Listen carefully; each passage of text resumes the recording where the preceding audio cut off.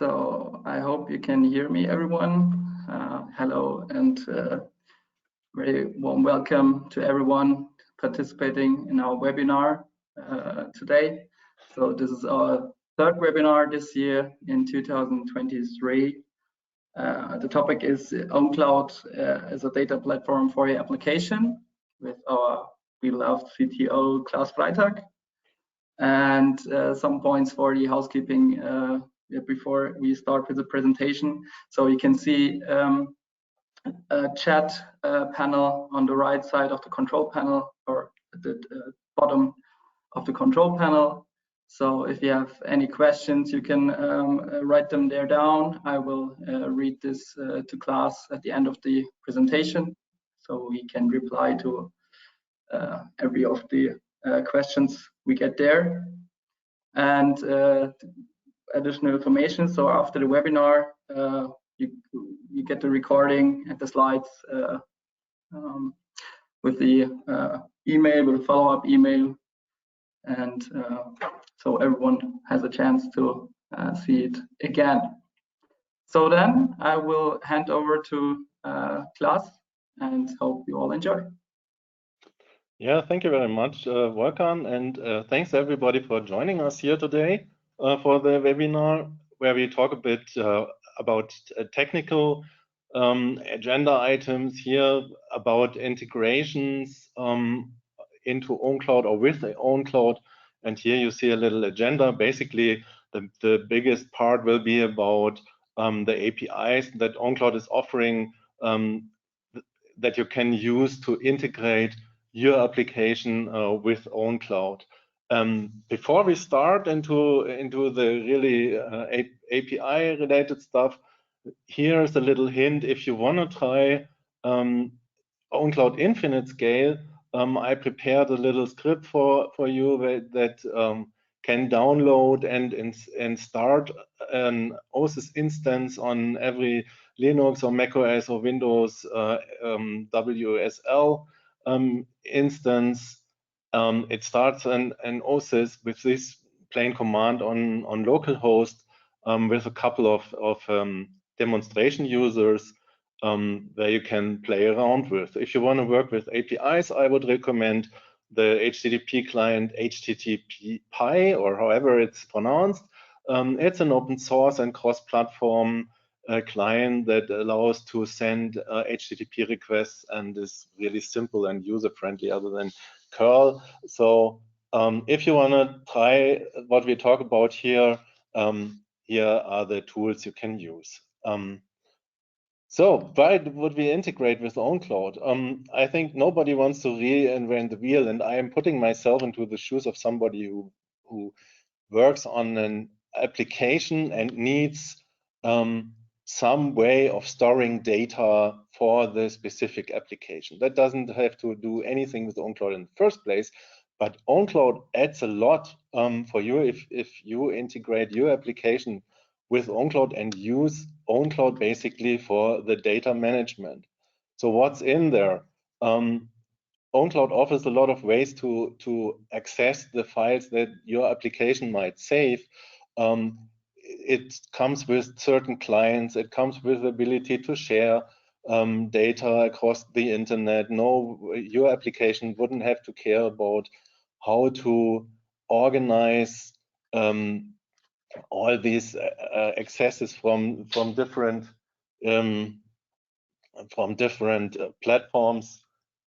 What's going on? You only see the first screen. Oh, you see. Only so I get the notice that there's only the first screen visible. It's now better. I'm sorry for that. Let's start again. Does it? Okay. Maybe go back. Press the right. Go like this. Okay. Yeah, I'm sorry for that. For some reason that doesn't work with the Impress here. So again, let's continue here. Why would we integrate with ownCloud? As I said, there are a couple of ways to access files to the ownCloud that your application can make use of. We have cross-platform capabilities with all our clients and a very well web client that can be used. ownCloud would offer a storage abstraction, so you can use different types of storages behind ownCloud. There's data post-processing after an upload, for example. So if you want to combine uploads into the data platform with something, for example, like virus scanning, that can be done easily with an ownCloud instance. We have versions, data can be shared, and all these kind of functionality that you would get for free if you use ownCloud as the underlying data management platform. But before we look into that, I'd like to point out some other way how to integrate with ownCloud. ownCloud can also be seen as a kind of a web framework. So in this screenshot, you see an example of Draw.io that is integrated into an ownCloud and using the ownCloud framework and web stuff as an application framework that provides basic functionalities like user management with groups, or like a design system where you can reuse certain UI elements. Of course, all APIs that we will talk about in a minute can be used here, and a lot of other benefits that you would get from that, what we call the ownCloud extension system. You will hear more about that in the future. That allows to easily integrate some functionality as a part of an ownCloud instance. But now more about the APIs. Because if you want to integrate your application and use ownCloud as a data storage platform, you would use APIs. And ownCloud offers a number of official APIs. They are versions, so we are maintaining them in major versions, so you can be guaranteed that the APIs remain stable. With our new platform, Infinite Scale, we remain compatible with the APIs that have been there in ownCloud 10 already. Obviously, Infinite Scale comes with a couple of new APIs that we will discuss here later, and they offer more functionality. Most of the APIs that we are talking about here are HTTP-based APIs for simplicity, for the standards that work with most firewalls out there. But other protocols might be possible and useful and reasonable in the future. First, about authentication and user management. In integration, the first idea of an integration might be to use a service account in the ownCloud system and work with that for all purposes. That's nothing we would recommend. So ownCloud has a user management component in it. We offer basic auth for test purposes or for ownCloud 10 platforms. Infinite Scale relies completely on OpenID Connect, very modern and secure authentication method with lots of IDPs out there that can be integrated. And user information is stored, user and group information is stored in LDAP for large-scale deployments that can also be used along for the applications. For special use cases, if that is not working out, in Infinite Scale, there's even a way to work with to write an own user management plugin that can be used to access, for example, some proprietary user management systems that might be already available for your application. Last but not least, the LibreGraph API that we will talk about in a minute. It already comes with user provisioning API that allows to create and manage users via an API that can be used from an application integrating. So the first API that I would like to talk about here is WebDAV. We are supporting WebDAV because it is a well-known and well-defined open protocol. ownCloud 10 supports it for many years. There are clients out there for all languages and all systems. It is used for data operations, such as reading files, such as creating directories or collection, how it's called in the WebDAV terminology, for deleting stuff, for simple file upload that can work via put. And one of the most important operations is prop find. Prop find is a way to gather information about resources stored on the WebDAV server. I have an example here what WebDAV, a WebDAV prop find is providing you. If you upload a file and then launch an prop find request onto this resource, then you will get a lot of information here. For example, the ownCloud IDs that uniquely identify a resource in ownCloud, space IDs, the name, e-tags, permissions, of course, sizes and MIME types and stuff like that. Checksums, everything that goes into ownCloud is checksum secured. We support various checksums to make sure that there's no transmission problem on the way, and other metadata that also, by the way, can be set by certain WebDAV operations like prop set that is able to set arbitrary metadata on resources within the system. So your application, if you have to store user metadata, non-standard metadata, it can be also pushed into the system. So I said put is for simple uploads only. Why is put not sufficient? It has turned out, or it is common knowledge, basically, that put, which is just a single request to the server, is not stable enough for nowadays upload requirements, because it can time out, or uploads can break up the network connections or so, and that is why there has to be some way of providing a more robust upload mechanism for big files. In ownCloud 10, we were maintaining a system that was called chunking NG, which basically just cuts big files into chunks and uploads it and makes sure that all parts are assembled later on the server again.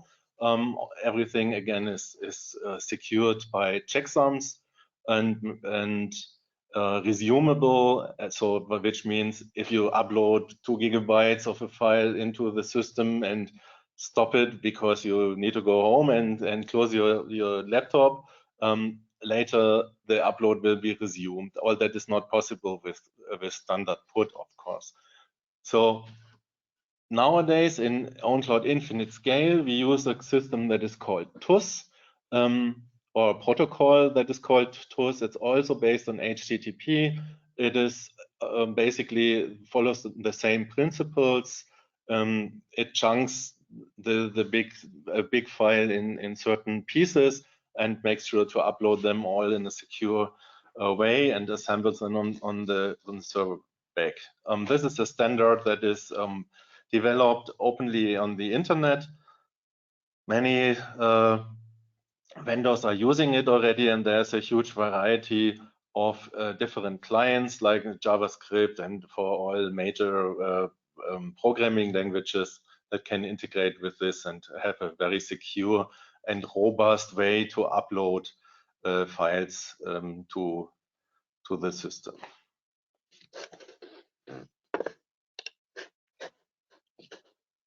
Something new in ownCloud Infinite Scale is an API that we call the LibreGraph API. It is an API that follows the principles of the Microsoft Graph API, which is a very universal and very well-defined API from Microsoft for their cloud services. Since that is very broad and very well known, we decided to follow these principles and implement certain endpoints of this API also in our product Infinite Scale. Since it is pretty well known, we think that it should be easy to ramp up with this API and understand all the principles in it, and also it makes sense to, following the idea to combine certain open source components like ownCloud, maybe from a perspective of mail and calendaring, these kind of applications could implement a different API part and combine it together in a microsystem, in a micro services system, and provide a more complete LibreGraph API over time, so that there will be a full implementation later on. So the part that we implemented is obviously oriented to file sync and share. So basically, the parts that we already implemented are basically about drives. So ownCloud Infinite Scale comes with the spaces concept that is very new in that product. It means that there are file spaces available that are independent of single users, other than in the ownCloud 10 world, where most of the shares that were handed out to various users were tied to one user on the system. And that turned out to be an obstacle if somebody leaves the company, but all others depend on the share that this person was sharing. That caused a lot of problems. So we decided to come up with spaces which provide this independently. So the access to a file space is not longer depending on a single user.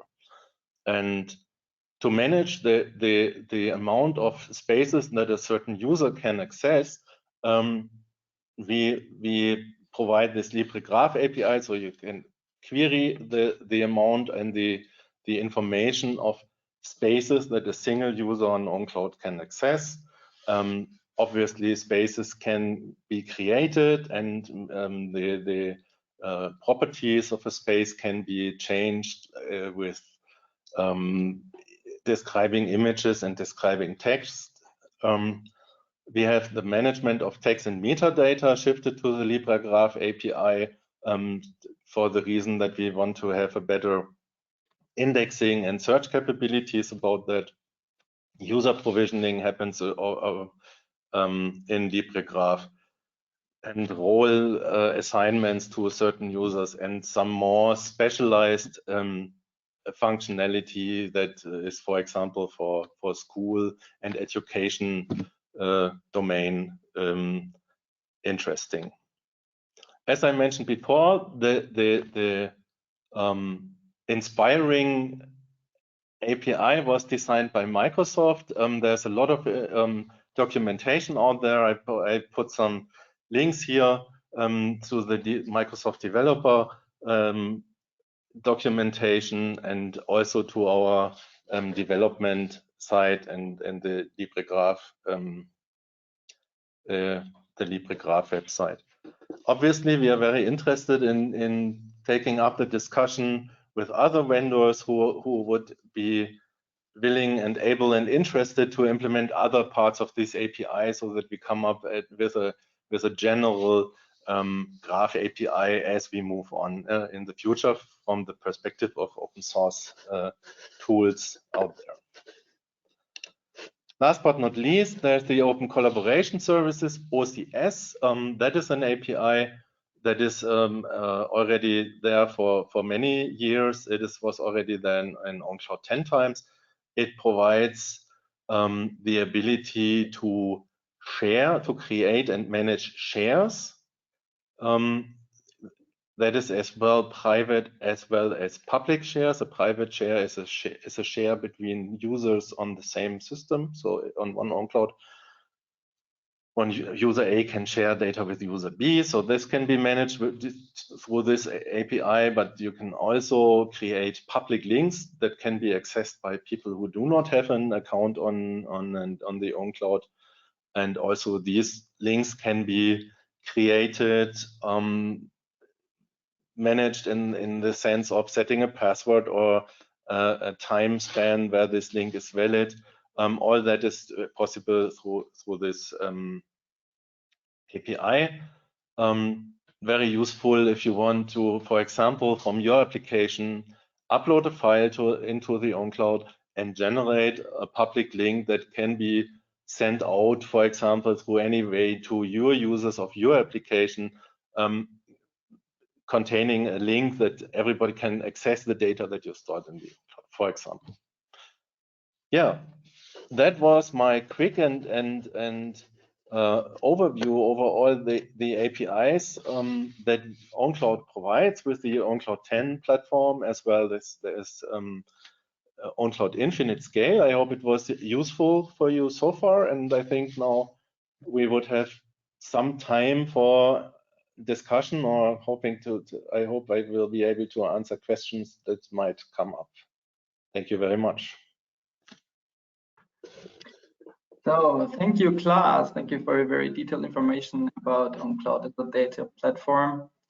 Like Klaas said, we have time for questions now. You can use the chat on the control panel on the right side, or the question panel. I will have a look at both.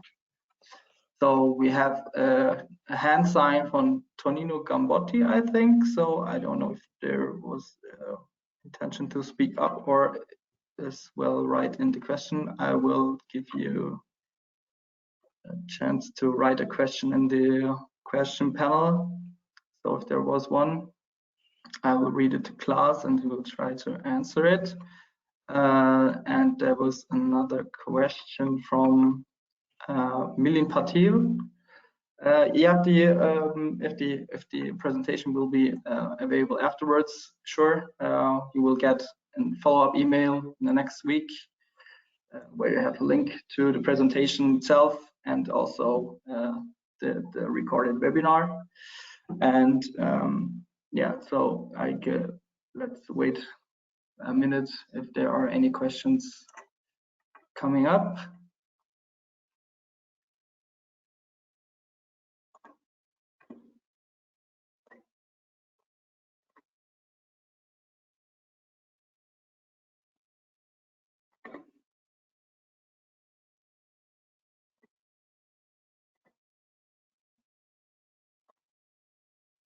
So if not, so I will thank again to Klaas for this presentation. I would like to give you information about our next event, where you can meet us in person. So it will be on the 27th of April.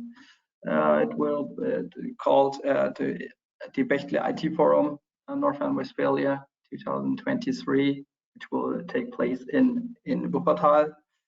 And we would like to, yeah, we would be looking forward if maybe some people attend there. So,